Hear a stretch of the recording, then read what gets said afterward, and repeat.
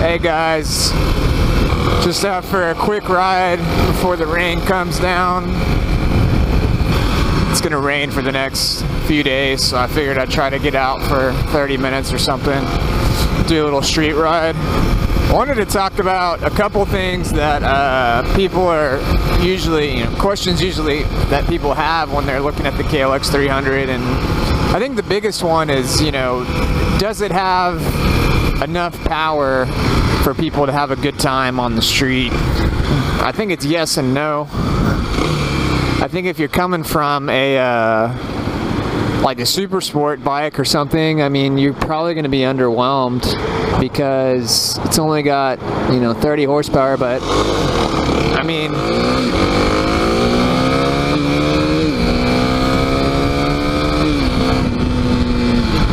it's not like it's a liability or anything like that, as you can tell. I mean, I can get up to speed, no problem. A lot of people in their minds, you look at dirt bikes, maybe you've ridden dirt bikes in the past, and you're thinking, oh, I've ridden a 250 two-stroke or a 250 four-stroke MX bike, and it's not that fast. It's not fast like those bikes are. I bought this bike. They're almost impossible to find, but I bought it. Never ridden it before, but just had watched enough reviews and knew enough about bikes and having bikes in the past, decided, yeah, this is what I wanted. So I bought it. The first time I ride it was after I owned it.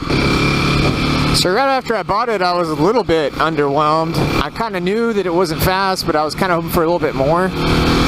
But as I started to ride it and then got it broken in and started to explore the higher rev range, I started to figure out that it actually was, pretty peppy and pretty fun for the street. I think it did break in a little bit more and maybe got a couple more horsepower after 500 or 600 miles, and I did the synthetic change. Something just seemed to kind of break loose, and it just seemed to open up a little bit more. But it's definitely got a kick at 7,000. I'll show you right here. So I think I'm second gear, 7,000, and I can crack it open, and it definitely moves a lot quicker than it does, if you're trying to be in the rev ranges here and I just kind of roll on. That's to be expected, obviously, in lower gears, but it does have a really nice power band from about 6,000 or 7,000 up to 8,000 or 9,000. But anything after 9,000, it's dying off pretty hard.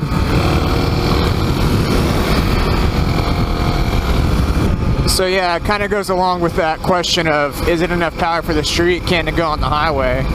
And I think the answer there, it depends on how much time you spend on the highway. If I'm going on the highway with this bike, I'm going to be on the highway for maybe 20 minutes max.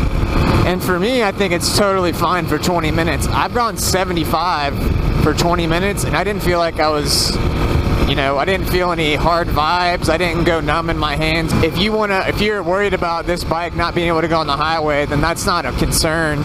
And I know some people do it for hours at a time, but we'll get on the highway here in a little bit, and I'll kind of show you guys what's going on. It's kind of fun riding this around the street because I think a lot of people are unsure if you're supposed to be on the street or not. They see it and they're like, they think you're being like illegal, or especially if I'm, wearing my gear that I wear a lot of times, where I just wear the MX boots and pants. It kind of looks like I'm, not really supposed to be on the street, but whatever. I have the TST Industries LED Fender Eliminator, so my blinker goes a lot faster than normal because I didn't get the relay. I didn't install the relay with it that makes it blink normal, but I don't know, for me it seems more visible. It seems like it catches your attention a little bit more, so I don't know, I didn't really think it was necessary, and I feel like it's a little bit better with it flashing a little faster.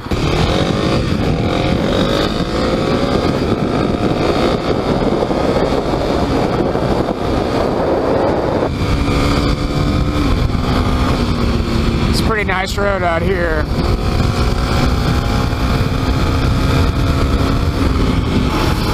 Alright guys, so we'll get on the highway here.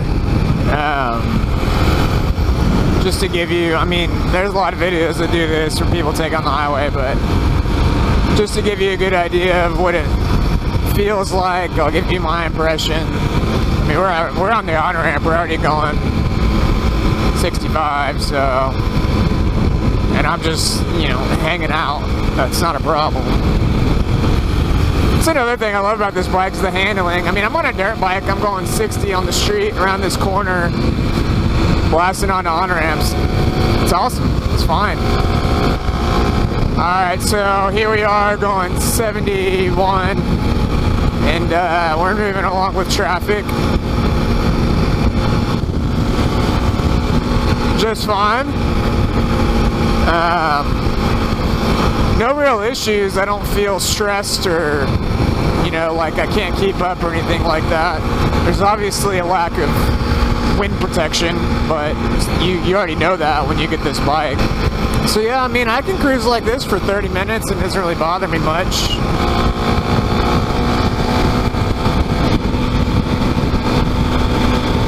$75 is about on the limit of where I'd say it's comfortable to cruise.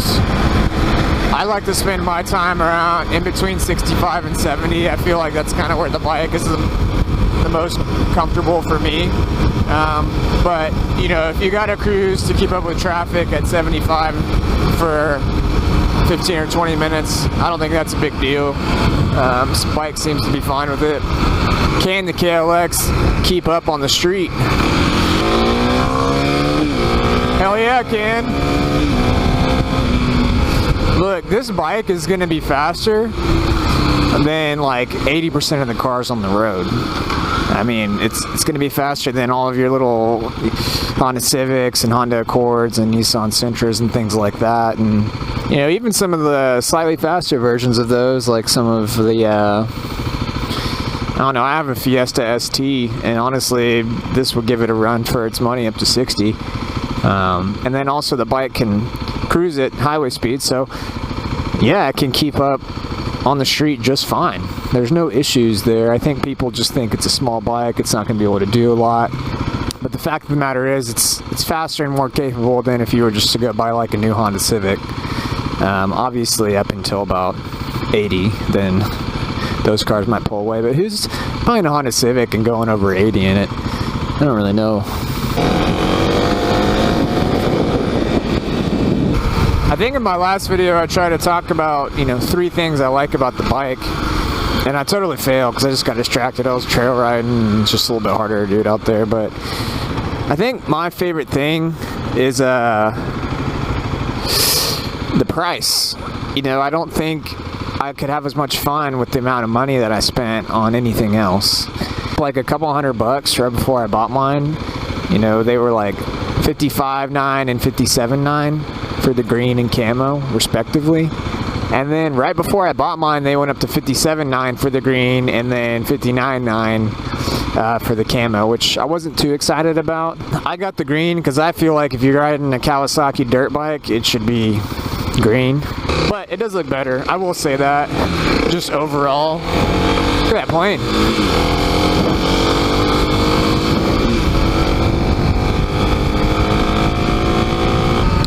And the second thing that I like about it, it's kind of in the nature of a dual sport, but I've never had a bike where I can just go anywhere. If you buy a Supermoto, it's kind of like that. I think you can do a lot more with that Supermoto that you couldn't do with a street bike. But with the dual sport, it actually is. Like, you can go on hardcore single tracks if you're good enough. Then you have the right tires, and then you can go cruise on the highway with it and anything in between. It makes it really impossible to be bored with the dual sport, because as soon as you're tired of the street, you can go to the dirt. As soon as you're tired of the dirt, you can try to do something stupid, but you can try to do some jumps, you can go through ditches, and then you're also just building your skill set as a rider when you're riding on all these different terrains. It is true though, dual sports you know, jack of all trades, master of none, right? So they're not going to be as good off-road as your hardcore MX bikes or cross-country bikes. Not as good on the street as whatever you ride on the street. Whether it's like a sport bike or a cruiser. Actually, it's probably better than a cruiser. Those things kind of suck in my opinion, but let's go over here. Let's just see this is what this bike's all about. I can just go this way. See? You're not doing this with your R6. Cruise up this hill. I don't even know what's up here, honestly. I do feel a lot of bugs, so that's great.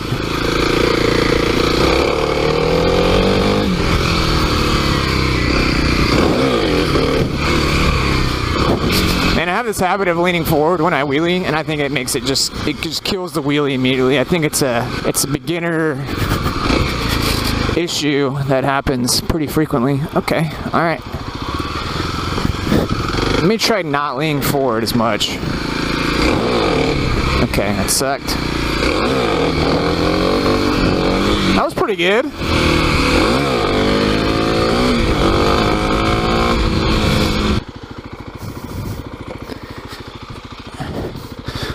And the third thing that I really like about it is the motor. I think it's, you know, kind of a tried and true setup that Kawasaki's been working with for years, the 250.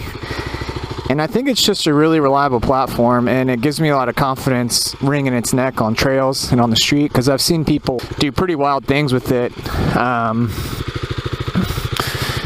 And it's still, you know, people say it's just lasts for years, just with oil changes and basic maintenance. So that's all I intend to do. As much as I'd like to do a bunch of mods, I just don't know if you get a lot of return on that, because people say, you know, do the EJK fuel tuner, Delcovic or Yoshi exhaust, and then the KDX snorkel, and when you do all those, you gain 2.5 horsepower maybe. And I'm just not sure if that's worth it. I feel like the bike is just, it is what it is, you know, and you're gonna spend $600 to $800 maybe all in, and also your time, and that's like 15% of what the bike actually costs. So it's kind of not worth it in my opinion. It's down here.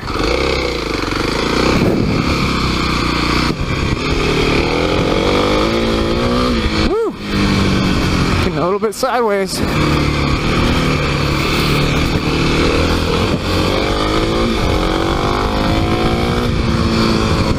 What the hell is this?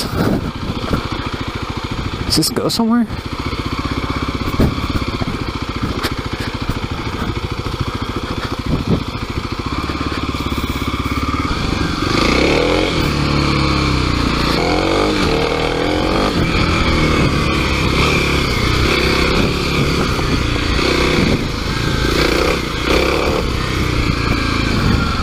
Alright, this is awesome.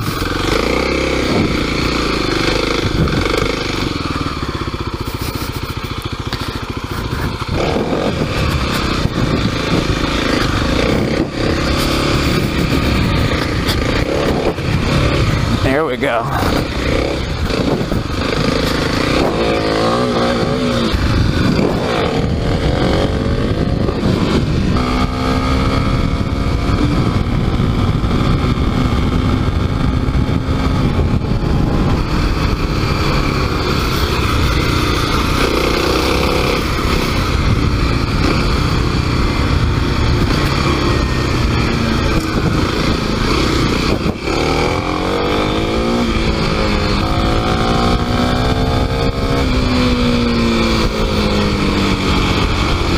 Alright guys, that's about it for me today. It looks like the rain might be coming in, so headed back to my house.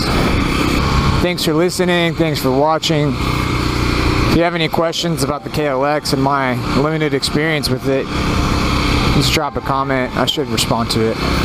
Thanks guys, see you later.